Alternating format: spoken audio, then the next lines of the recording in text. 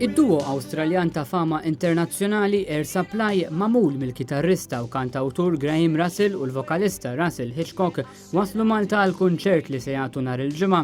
Air Supply huma magħrufin għal numru kbir ta' kanzunetti fosthom All Out of Love u Lonely is the Night.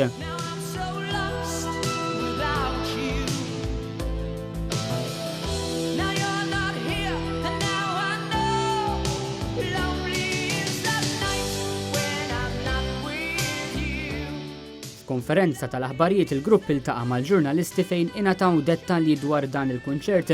Il-waqfa tagħhom f'Malta hi parti minn tur dinji biex ikun ċelebrat l-40 anniversarju mit-twaqqif tal-grupp tagħhom Air Supply.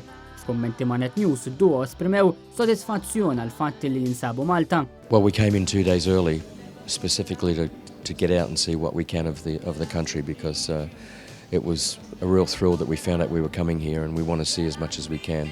And typically we don't do that. We usually fly in the night before the show and play, but we're very excited to get out. Yeah, we're very, very excited to be here.